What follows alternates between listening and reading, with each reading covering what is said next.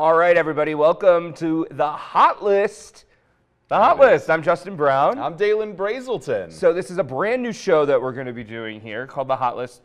You may remember we started out a couple months ago. We did this as a segment on our noon show. Now it's going to be a whole 30-minute show. Yeah, it's super exciting. You know, we had a lot of really interesting people on during these shows and talking about things within the community as well as interesting things going on in pop culture. And we're still going to do that, but I think, you know, to start things off, let's just keep it a little bit more intimate between me and my boy Justin here. And yeah. I'm very excited to start things off with some actual TV and, well, I guess some movie news.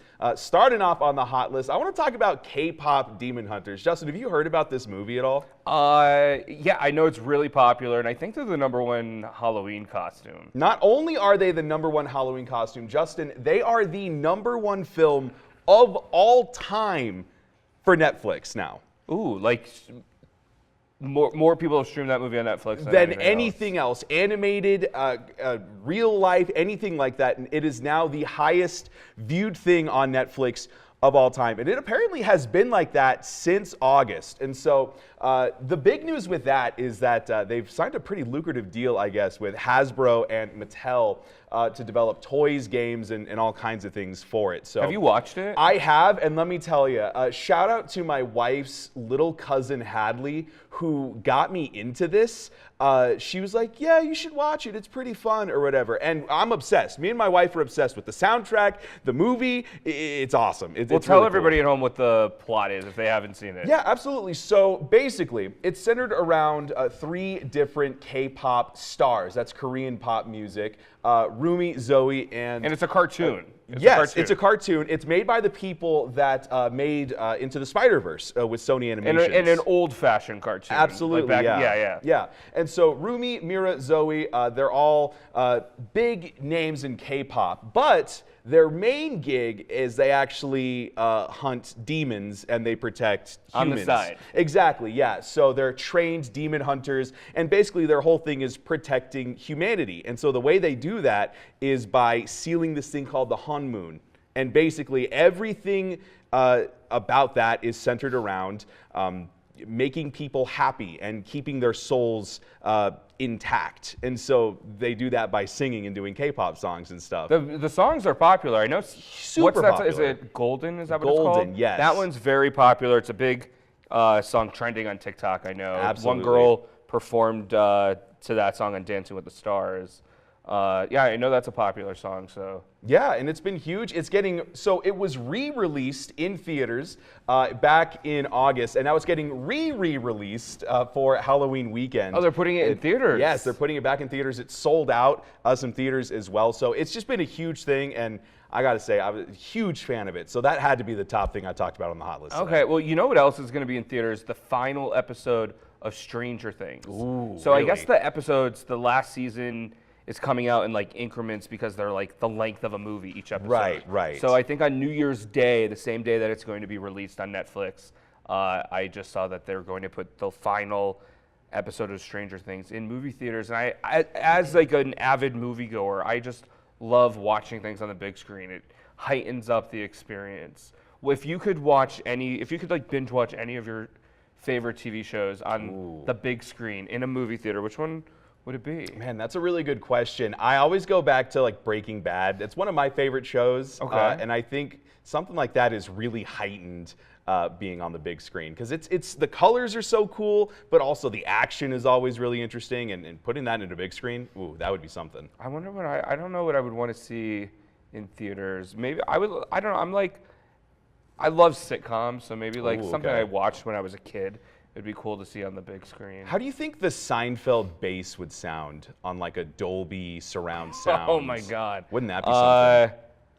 I mean, the laugh track of a TV show, of a sitcom would be good. Now to we're watch. talking. Yeah. That's perfect. I think. I think I went to see the Golden Girls a couple of years ago for an anniversary of it. They were playing a couple of the episodes in the movie theater. I think I saw a couple episodes of The Golden Girls in the movie theater, which we just saw yesterday. Exactly. We just saw them, and that was an Yeah, amazing tell everybody show, what the too. show was and what it was about. Absolutely. So yeah, the Golden Girls, a couple of fellas who dress in drag came through Grand Junction and performed a whole show as if it was set in 2024. And they all get into a bunch of crazy antics. Blanche and Rose start an app. Sophia's on house arrest. What kind of app? A hookup app? It's a hookup app for old people. Yeah, I mean, and I got to say, I had tears in my eyes. It was so funny, and I'm so thankful that Grand Junction gets acts like that comes through. It was top tier talent. I saw a really hilarious play last year called Oh Mary about the life of. It was like a parody version of Mary Todd Lincoln. Okay. It was like, what if Abraham Lincoln getting assassinated wasn't the worst thing to happen to her? It was crazy. It was out there. It was like a 90-minute SNL skit. And that's what I felt like I was watching with the Golden Girls show. But there's a lot of great things that come through Grand Junction for sure. Yeah, absolutely. All right, so let's talk about some other topics that's trending. So basically on the hot list, what we're going to do is you've started to catch the drift. Anything that's trending on social media, in the news, we're going to tell you about it, react to it. Also, you gave a shout out. I want to give a shout out to our news director, Scott, who loved the hot list so much. I mean, he loved the hot list. Scott's a big Whenever fan of we the would hot do list. this segment, he'd be like peeking in to see what we're doing, see what we're talking about. He loved the segment so much that he said, let's give the hot list, let's give it its own show. So thank you to Scott for that, Yeah. for loving the hot list. All right, let's talk about this. Travis Kelce, do you know he has a restaurant? A restaurant? Yeah, No. him and Mahomes opened up a steakhouse, and apparently fans are shocked by the prices and the dress code. So the prices are sparking a conversation. People are frustrated how expensive the restaurant is. Well, it's a steakhouse. Yeah, but people are spending like $800 for like 2 people to go there. Oh. For like a full course, Oh. the appetizer, a drink, like hundreds and hundreds of dollars. And apparently there's a strict dress code. I'm not exactly mad about that, having a strict dress code, but it's called 1587 Prime. It's performing well. The reviews that I see online, people are saying the food is kind of mediocre, but the steak, people are saying it's some of the best steak they've ever had. Well, I mean, at the end of the day, if you're going to have a steakhouse, I guess that's a pretty good thing to be good at. Yeah, one user wrote on X, extremely overpriced items that the common folk save up to buy to further the divide between the owning class and the working class, and then complain about gas, groceries. Oh, all right, whatever. Strict. All right, people just like to complain. Look, if you're going to go to Travis Kelce's restaurant because it's Travis Kelce's restaurant, you're going just to say you went. Look, So- and first hot take of the hot list, let me Ooh. just say, yeah, he's marrying a billionaire. They're not necessarily the best gauge on what things should cost. Yeah, I mean, Taylor Swift, when was the last time you think Taylor Swift went to a grocery store? Oh, yeah. Popped a quarter into the Aldi's cart. I Yeah. think that'd be fun, yeah. Yeah, at Aldi's. All right, speaking of Travis Kelce, though, one thing that he is doing, he's investing. Look, he has this restaurant coming up. Yes. Travis Kelce is investing in Six Flags.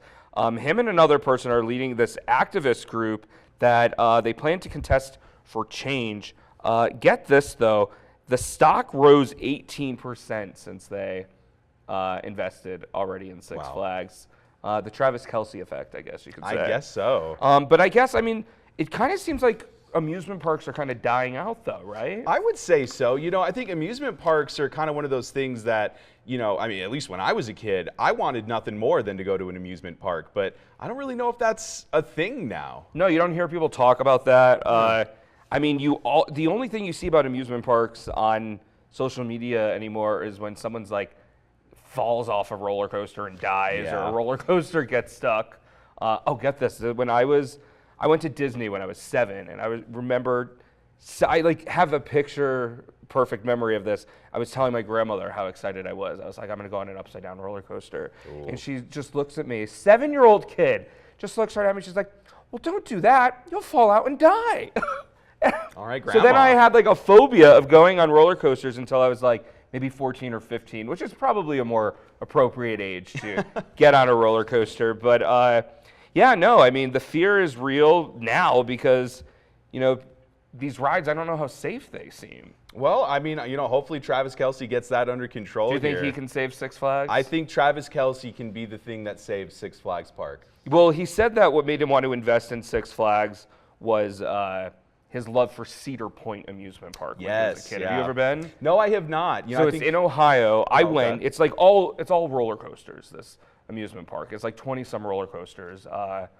Yeah, so if you look, they have like the wooden roller coasters. I think we went on one that was like went up to like 120 miles an hour or something in like 4 or 5 seconds. And went up like over 400 feet. I think the only amusement park that I've been to lately is the Glenwood Fun Park. Which is that fun? Is super fun. I mean, yeah, I mean, the name, not underselling it, is a very fun park. It's been definitely pre-COVID since I've been to an amusement park. Yeah, I haven't been to an amusement park in a long, long time. So let's see if Travis Kelce saves Six Flags. Yeah, let's see so. Well, I mean, speaking of some bigger city action going on here, I want to take us over to New York real quick. I do a lot of animal things. I have the dog walking forecast on the weather. I host Pet Rescue Crew. And there was this parade in New York. Justin, you're from New York, so you may have heard about this. Oh, yeah, it's very popular. The annual dog parade. We've got some pictures of this here. Take a look at this. The 35th annual dog parade in the East Village section of New York.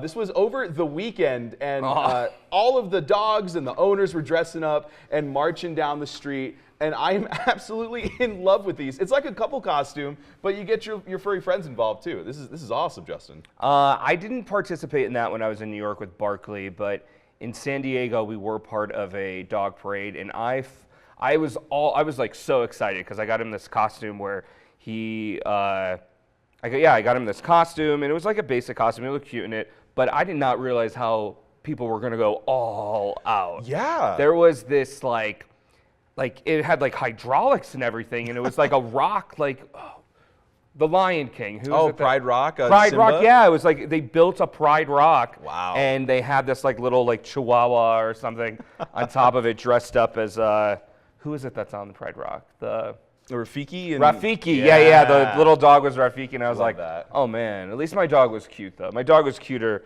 than that little rat. But yeah, dog owners go all out. Well, yeah, and you had to go pretty hard with it because spots for this filled up almost immediately because of the popularity of it. And so if you get in, I mean, it's really important that you make they only a showing. let so many. They only let so many in. And so if you get in, you gotta show up for it.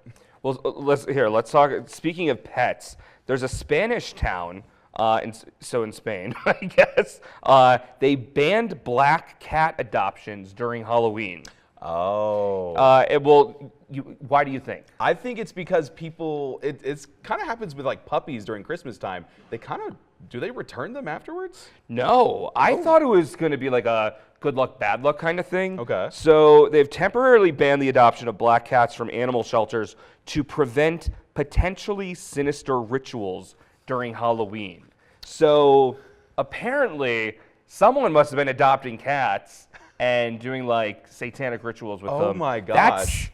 That's crazy. Terrifying. Yeah, the deputy mayor told like the local television stations that requests for black cats usually increase around Halloween. Right. Which I guess makes sense. They must have found people were doing some bad stuff. So wow, that's terrifying. Yeah. I got to say, look, I understand the fascination with black cats during Halloween, but as a guy that owns an orange cat, it is our time to shine. Why are we letting black cats take all the glory here? We got to get orange cats in on this Halloween stock here. I think people would rather see orange cats because I know when I see a black cat, I just think it's bad luck. I'm like, oh God. Yeah, seeing my orange cat is not bad luck. It just means he's probably hungry. All right. All right, here, let's talk about this. Moviegoers, so there's a new movie with Emma Stone coming out called Begonia, and I think basically the premise of it is she's this big, girl boss CEO, and this guy kidnaps her because he thinks she's an alien. And he holds her hostage in his basement and shaves her head and like demands that she takes him to her spaceship. And she's not an alien. I don't think. I don't know. There might be a twist, but what genre is this? I don't. It's getting a lot of Oscar buzz. The genre Wow. is crazy movie, but moviegoers are actually shaving their heads to get free tickets to an LA screening of this. You're kidding. There's all these pictures of people getting their head shaved. Yeah. So, would you shave your head to see for early access to a movie? That's a really tough question. You know, Justin, I think I got a really weird shaped head, so I'm going to say no. No, I but don't would you think I do something would. that like you would have to be like maybe something in like what's a franchise, like a Marvel movie Yeah. or like Harry Potter. I'm but sure like, I would probably do something in that Begonia? line.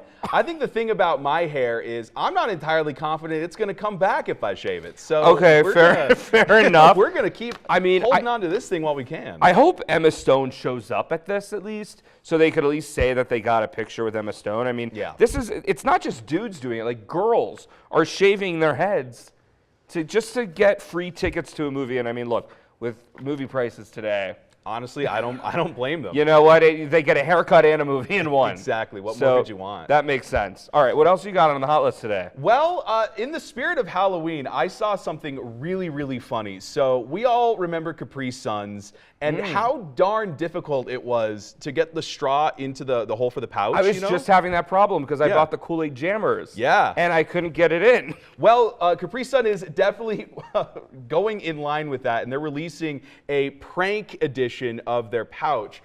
So each prank box, it's available on Walmart.com. It has a real Capri Sun and then a fake one that the straw can't actually go in. And so you just end up breaking a bunch of straws. So How do you open it? You don't. It's a prank. It's the trick and the treat. Well, is there like liquid in it? I have no idea. It seems like it's just called an impossible to poke trick pouch. So I assume not, but it's available for a very limited time. It's available on Walmart.com for $2.99, which, I mean, what's $2.99 at this point anymore? And it's only available until tomorrow. And so if you want to prank, I don't know, your little, nephew or something with an impossible to open Capri Sun pouch. And it comes with extra straws, so you can just keep breaking them. It's really funny. You know, the best prank growing up, it wasn't on Halloween, it was on Christmas. My dad would always wrap something. So like you would open up, you'd get a box, you'd unwrap it, and then inside was another box. Oh, there you go. Or you would open a box, you'd unwrap it, it's like a Nintendo, and then you open up the box and there's not a Nintendo in there. But the Nintendo would be somewhere else. But that's how those are the pranks that we would do. I really around the want to get holidays. into wrapping things as if they're other things. Like I saw someone wrap something like it's in the shape of a bicycle, and then you open it and it's like a necklace. Well, I think it'd be really funny. To do around something here like on the that. Western Slope, people would be pissed. Exactly. They'd be like, I wanted that bike. Unless it's a really nice necklace, I guess. Could be a nice necklace. Who knows? Oh, they had a joke about necklaces in the Golden Girls show. Oh, they yesterday. sure did. Wow, and that was something. I gotta say. What else we got? Oh, this is something. So JD Vance is in the Mideast right now, and he's staying at this hotel, and he wanted this certain suite at this certain hotel, but a family was staying there.